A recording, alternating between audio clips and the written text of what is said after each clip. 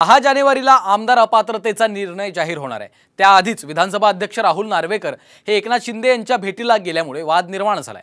त्यामुळे अध्यक्षांच्या निकालातून शिंदेंना दिलासा मिळणार की महाराष्ट्रात पुन्हा एकदा भूकंप घडणार, पाहूया त्या रिपोर्टमधून। आमदार अपात्रतेच्या निकालाचा मुहूर्त ठरला।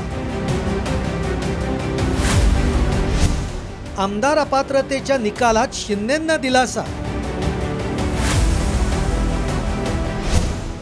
न्यायमूर्तीच आरोपींच्या दारी, राऊतांचा घणाघात। संपूर्ण देशाचं लक्ष लागून राहिलेल्या शिवसेना आमदारांच्या अपात्रतेच्या मुद्द्याचं काउंटडाऊन सुरू झालंय। ऐतिहासिक निकालासाठी अवघे 2 दिवस राहिलेत। सूत्रांच्या माहितीनुसार येत्या बुधवारी म्हणजे 10 तारखेला दुपारी 4 नंतर निकाल लागणार आहे। विधिमंडळात निकालातील शाब्दिक त्रुटी दूर करण्याचं काम सध्या सुरू आहे। 10 जानेवारीला निकालातले ठळक मुद्दे फक्त वाचले जाणार आहेत। सविस्तर निकालाची प्रत नंतर दोन्ही गटांना दिली जाणार आहे। निकालपत्राचा मसुदा कायदेशीर अभिप्रायासाठी दिल्लीतील कायदेतज्ञांकडे पाठवण्यात आलाय। या निकालाच्या आधीच मुख्यमंत्री एकनाथ शिंदे आणि विधानसभा अध्यक्ष राहुल नार्वेकरांच्या भेटीमुळे वातावरण तापलंय। ते अचानक आजारी पडले, आता ते अचानक बरे झाले। बरे झाल्यावर ते ताबडतोब जाऊन मुख्यमंत्र्यांना भेटले। म्हणजे न्यायालयाच्या न्यायमूर्तींना, ज्यांना आपण ट्रिब्युनल म्हणतो, ज्याने न्याय द्यायचा आहे, तो आरोपीच्या घरी जाऊन भेटला बंद दाराआड। ज्याच्यावर न्याय करण्याची जबाबदारी सर्वोच्च न्यायालयानं सोपवलेली आहे, तो न्यायमूर्ती उठतो, गाडीत बसतो आणि आरोपीच्या घरी जातो आणि आरोपीबरोबर चहापान करतो आणि हसत बाहेर पडतो।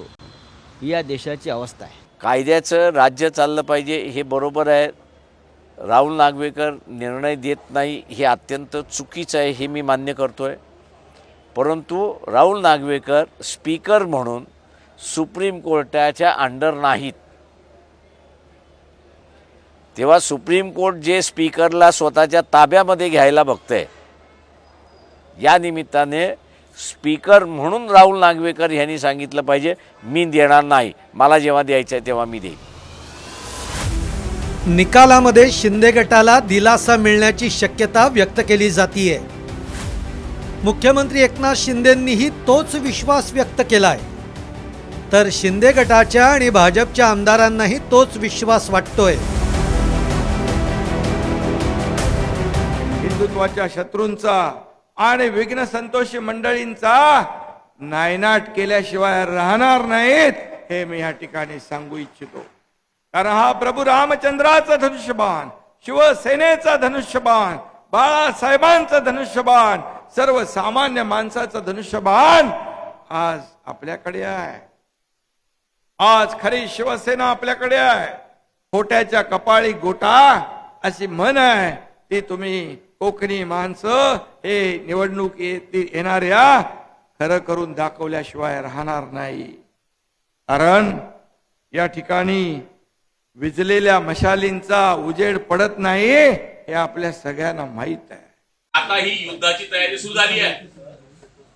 या तयारीमध्ये बऱ्या वावड्या चालू आहे।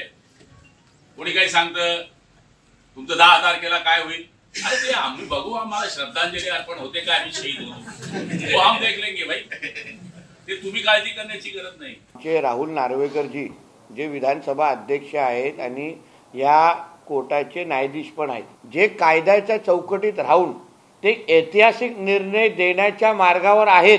कायद्याच्या चौकटीत राहून योग्य तो निर्णय घेतला जाईल असा ठाम विश्वास आहे। खरा अर्थ हे काही दिवसांनी कळेल, जेव्हा उभाटामध्ये 2च आमदार राहतील, आदित्य ठाकरे आणि उद्धव ठाकरे।